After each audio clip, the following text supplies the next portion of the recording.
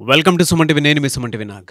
చాలామంది పిల్లల్లో అంటే టీనేజ్ పిల్లల్లో దాని తర్వాత ఏజ్ వచ్చేటప్పటికి 10 సంవత్సరాల నుంచి 15 సంవత్సరాల మధ్య వచ్చేటువంటి పిల్లల్లో గనుక మనం చూస్తే కొంతమందికి ప్రాబ్లమ్స్ ఉన్నా చెప్పరు. సో, వాళ్ళు మానసికంగా దెబ్బతింటూ ఉంటారు. వాళ్ళకి సమస్య ఉంది అనేటువంటి విషయం మనం ఎలా తెలుసుకోవాలి? పేరెంట్స్‌గా ఈ వీడియోని మీరు పూర్తిగా చూడండి. ఇటువంటి వీడియోస్‌ని జనరల్‌గా మీరు చూస్తేనే పిల్లలు ఎక్కడున్నారు? మన చేతుల్లో ఉన్నారా? వేరే వాళ్ళ చేతిలో ఉన్నారా?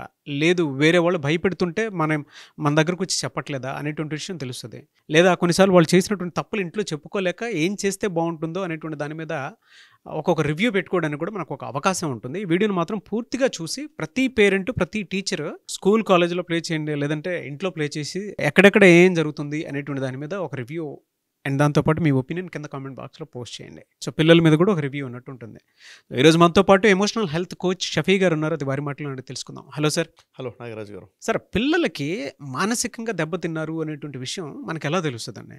యాక్చువల్గా ఇప్పుడు ఈ రోజుల్లో చూస్తే నాగరాజు గారు జరుగుతున్న అనేక స్టడీస్లో తెలిసే విషయం ఏంటంటే 5 సంవత్సరాల పిల్లవాడి దగ్గర నుంచే మానసికంగా డిస్టర్బ్ అయ్యేటువంటి సిమ్టమ్స్ కనిపిస్తున్నాయి. అంటే 5 ఇయర్స్ అంటే ఏంటి చెప్పండి, ఫస్ట్ క్లాస్లో ఉన్న బాబు అంటే అప్పటికి 2 ఇయర్స్ స్కూల్కి వెళ్ళాడు, ఎల్కేజీ యూకేజీ అయిపోయింది, ఫస్ట్ క్లాస్లో ఉన్నాడు. ఆ ఏజ్ నుంచి 19 ఇయర్స్ ఏజ్ అంటే దాదాపుగా డిగ్రీ చదువుతున్న వాళ్ళలో ఈ ఈ పిల్లల్లో మానసికంగా డిస్టర్బ్ అవుతున్నారు అన్న విషయము. ఎంతమంది డిస్టర్బ్ అవుతున్నారడా? ప్రతి 6 మందిలో ఒక వ్యక్తి సైకలాజికల్గా డిస్టర్బ్ అయి ఉన్నాడు అని చెప్పి స్టడీస్ చెప్తున్నాయి. అంటే చాలా ఎక్కువ ఇది. అయితే మరి ఎందుకని ఇలా జరుగుతుంది, ఎందుకు ఈ డిస్టర్బెన్సెస్ వస్తున్నాయి అంటే రీజన్స్ కూడా ఉన్నాయి. అసలు సిమ్టమ్స్ ఏంటి, ఎలా తెలుసుకోవాలన్నది ఒకటి. ఇప్పుడు నా పిల్లలు ఏమైనా డిప్రెషన్లో ఉన్నారా, యాంగ్జైటీలో ఉన్నారా, సైకలాజికల్గా ఏమైనా డిజార్డర్లో ఉన్నారా అని తెలుసుకునే ముందు ఆ సిమ్టమ్స్ తెలుసుకుని అసలు ఎందుకు వస్తుందో కూడా తెలియాలి. చాలామంది ఆలోచనలు ఉంటారంటే నా పిల్లలకి ప్రాబ్లం వస్తుంది, ఎందుకు వస్తుంది అన్న ఫీలింగ్లో ఉండిపోతారు. అసలు ఎందుకు వస్తుంది అంటే చూడండి, చాలా రీజన్స్ ఉన్నాయి నాగరాజు గారు. ఒకటి ఏంటంటే ఇంట్లో ప్రాబ్లమ్స్ ఉన్నాయనుకోండి, తల్లిదండ్రులు తరచుగా గొడవ పడుతున్నారు, వాళ్ళిద్దరి మధ్య సరైన అండర్స్టాండింగ్ లేదు, దాని ఇంపాక్ట్ పిల్లల మీద ఎక్కువగా ఉంటుంది. అలాంటి వాతావరణం ఈరోజు చూసుకుంటే మిస్అండర్స్టాండింగ్ చాలా పెరిగిపోతున్నాయి, పిల్లల మీద ఇంపాక్ట్ పడుతూ ఉంటుంది. అయితే పేరెంట్స్ పిల్లల మీద సరైన శ్రద్ధ చూపించకపోయినా, సరైన ఎఫెక్షన్ లేకపోయినా కానీ, అటెన్షన్ లేకపోయినా కానీ ఈ ప్రాబ్లం క్రియేట్ అయ్యే అవకాశం ఉంటుంది. రెండోది, పేరెంట్స్ పిల్లల మీద ఓవర్ ఎక్స్పెక్టేషన్స్ పెట్టుకుంటారు చాలామంది. నువ్వు ఇలా ఉండాలి, ఇలా ఉండాలి, ఎడ్యుకేషన్ రిలేటెడ్ కానివ్వండి, కొన్ని స్కిల్స్కి సంబంధించి కానివ్వండి, ఓవర్ ఎక్స్పెక్టేషన్స్ వల్ల కూడా కొంచెం స్ట్రెస్ పెరిగి ఈ సిమ్టమ్స్ వచ్చే అవకాశం ఉంటుంది. ఇంకా చెప్పండి, ఈరోజు ఎడ్యుకేషన్కి సంబంధించి స్ట్రెస్ ఎలాగో ఉంది, వర్కింగ్ అవర్స్ కానివ్వండి, హోంవర్క్స్ కానివ్వండి, ఆ కాంపిటీషన్ కానివ్వండి, చదువుకు సంబంధించిన ఒత్తిడి వల్ల కూడా వస్తుంది. పిల్లవాడికి ఏదైనా సబ్జెక్ట్ అర్థం కాలేదనుకోండి, ఆ సబ్జెక్ట్ అర్థం కాలేదు అని ఆ టీచర్ అంటే భయము, ఆ స్కూల్ అంటే భయము, అక్కడి నుంచి మొదలైపోతుంది అనమాట. ఇది కూడా రీజన్ అయి ఉండొచ్చు.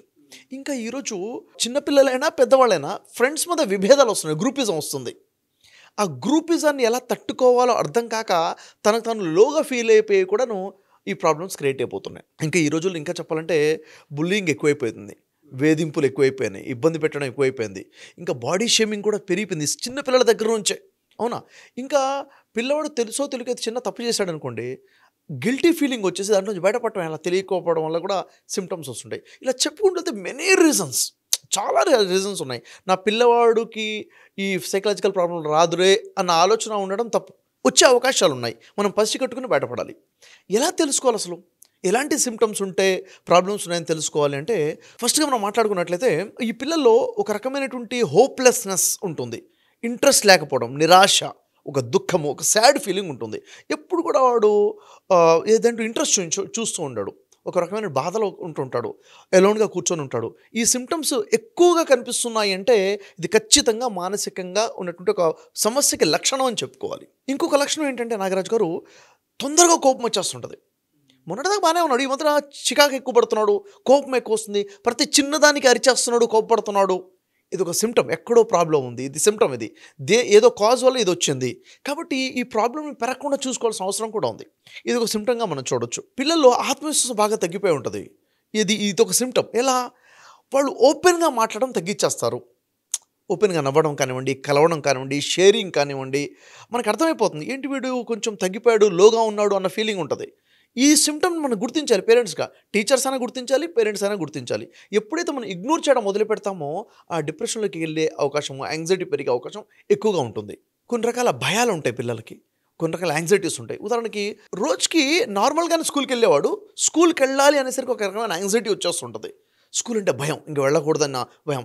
ఇంకా ఎందుకు ఇలా వస్తుంది? మొన్నటిదాకా బాగానే ఉన్నాడు కదా, ఫ్రెండ్స్ని కలవాలంటే భయం, ఎందుకు భయపడుతున్నాడు? బయటికి వెళ్ళాలంటే భయం. ప్రతి చిన్న చిన్న విషయాలకి యాంగ్జైటీగా ఫీల్ అవడము, భయాలు, ఇదొక సిమ్టమ్. ఈ సిమ్టమ్ని చూసి మనం ఇగ్నోర్ చేయొద్దు. ఎందుకు ఇలా ఫీల్ అవుతున్నాడు, ఏంటి సిమ్టమ్, ఎందుకు వచ్చింది, మనం చూసుకోగలం. సైకలాజికల్ డిజార్డర్ వస్తుందా, మొదలైందా అన్నది చూసుకోవాలి. ఇది కొంతమంది పిల్లలు ఎలా ఉంటారు, నార్మల్గా ఉండేవాళ్ళు ఒకేసారి అగ్రెసివ్గా ఫీల్ అయ్యేవాళ్ళు మొదలవుతారు. ఎందుకు? ఎక్కడో వాళ్ళు డ్యామేజ్ అయి ఉంటారు, ఎక్కడో ట్రామా ఉండి ఉంటుంది, ఎక్కడో ఒక రకమైన పెయిన్ ఉండి ఉంటుంది, దానికి ఒక రకమైన కోపము, అగ్రెసివ్గా బిహేవ్ చేయడం మొదలు పెడతారు. ఇదొక సిమ్టమ్. ఇంకా భోజనం చేసే విషయంలో కూడా సిమ్టమ్స్ మనం చూడొచ్చు నాగరాజు గారు. భోజనం చేసేవాడు సడన్గా తినటం తగ్గించేస్తాడు, తినటం ఇంట్రెస్ట్ లేదంటాడు, పాలు తాగడం వద్దంటాడు, ప్రతిదీ కూడా తినటము తాగడం విషయంలో ఇంట్రెస్ట్ లేదని తగ్గించేస్తున్నాడు. సడన్గా ఆహారపు అలవాట్లు మారిపోయాయా? ఇదొక సైకలాజికల్ సిమ్టమ్. సడన్గా ఓవర్గా తినటం మొదలుపెట్టాడా? ఇది కూడా సైకలాజికల్ సిమ్టమ్. మనం అనుకుంటాము, పెద్ద పట్టించుకోము. ఇక్కడ మనం క్యాచ్ చేసి సరిగా వాళ్ళని ట్రీట్ చేయగలిగితే ఆ ప్రాబ్లం నుంచి బయటపడతారు. స్లీపింగ్ డిజార్డర్స్ కూడా వస్తాయి నాగరాజు గారు. చాలామంది రాత్రి నిద్రపోవాలంటేనే భయపడుతుంటారు. ఎందుకని?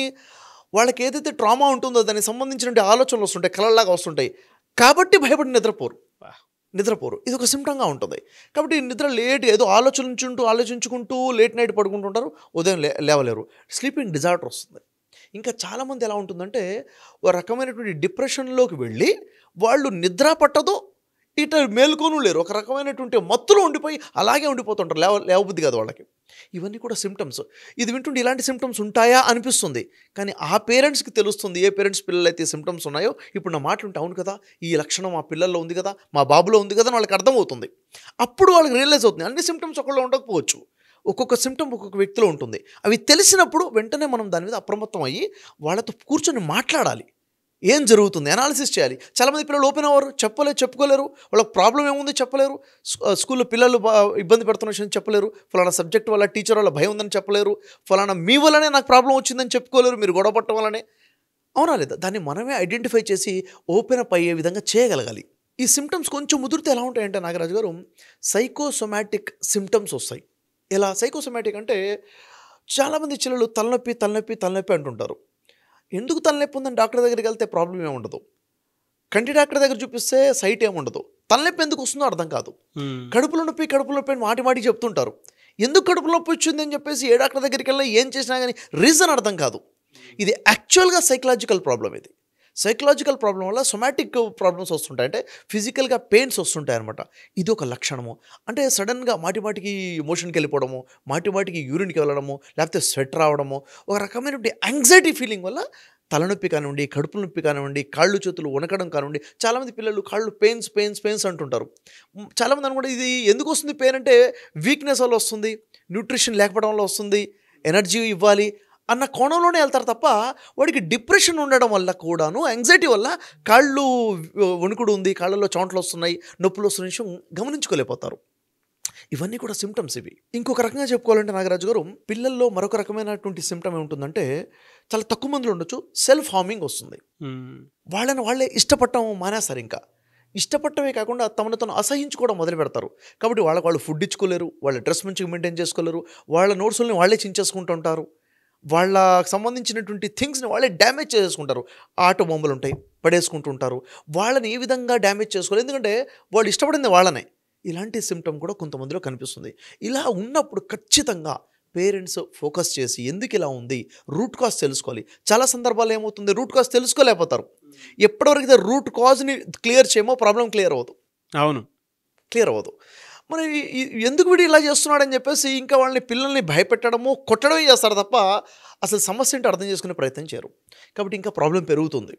సో ఇలాంటి సిమ్టమ్స్ చాలా ఎక్కువగా ఉన్నాయి. ప్రతి 6 ఒకళ్ళకి ప్రాబ్లం ఉందంటే చిన్న విషయం కాదు కదా నాగరాజు గారు. అవును. కాబట్టి పేరెంట్స్ చాలా ప్రమత్తంగా ఉండాలి. పేరెంట్స్ బిజీగా ఉన్నారు, నో డౌట్, వాస్తవమే. అయినప్పటికీ పిల్లలు మన రెస్పాన్సిబిలిటీ, మన బాధ్యత అన్న విషయం తెలుసుకొని ఈ ప్రాబ్లం నుంచి బయటికి తేల్సిన రెస్పాన్సిబిలిటీ టీచర్స్కి ఉంది, పిల్లలకు, పేరెంట్స్ కూడా ఉంటుంది. ఎలా సార్ అంటే, పిల్లలకు కొన్ని లైఫ్ స్కిల్స్ నేర్పించాల్సినటువంటి అవసరం, బాధ్యత చాలా ఉంటుంది. అవును. అటువంటి వాళ్ళు మీ దగ్గర ఏదైనా క్లాస్ తీసుకుంటే హెల్ప్ అవుతుంది అనుకున్నటువంటి పేరెంట్స్ ఉంటారు. వాళ్ళకి ఏమైనా ఆన్లైన్ వర్క్షాప్స్ లాంటివి ఉన్నాయా నాగరాజు గారు? యాక్చువల్లీ ఏంటంటే, ఈ రోజుల్లో పేరెంట్స్ సరైన ట్రైనింగ్ ఇవ్వలేకపోతున్నారు, పిల్లలకి లైఫ్ స్కిల్స్ నేర్పించలేకపోతున్నారు. స్కూల్స్లో కూడా అకాడమిక్స్ మీదనే ఫోకస్ ఉంటుంది. ఖచ్చితంగా లైఫ్ స్కిల్స్ మీద ఫోకస్ లేదు. పిల్లవాడు ఎలా ఆలోచించాలి, బిహేవియర్ ఎలా ఉండాలన్న దాని మీద క్లారిటీ లేకుండా పోతుంది. వీళ్ళ కోసమే స్పెషల్గా 12 అవర్స్ వర్క్షాప్ మనం కూడా డిజైన్ చేసాం. ఆన్లైన్లో ఉంది ఇది రికార్డెడ్ వర్షన్. దీన్ని కనుక పేరెంట్స్ తీసుకొని వాళ్ళు చూస్తూ పిల్లలు కనుక చూపిస్తే పిల్లవాడు ఎలా ఆలోచించాలి, లైఫ్లో గోల్స్ ఎలా ఉండాలి, ఎలా ఆలోచించకూడదు, ఎలా ఆలోచించాలి, బిహేవియర్ ఎలా ఉండాలి, ఇవన్నిటి మీద క్లారిటీ అనేది వస్తుంది. అప్పుడు మనిషి అకాడమికల్గానే కాకుండా మానసికంగా స్ట్రాంగ్గా ఎలా అవ్వాలో కూడా క్లారిటీ వస్తుంది. ఈ వర్క్షాప్ ద్వారా వాళ్ళు ఖచ్చితంగా లాభాన్ని పొందొచ్చు కూడాను. ఆ విధంగా అప్రోచ్ అవ్వచ్చు అంటారు. ఆ విధంగా అప్రోచ్ అవ్వచ్చు.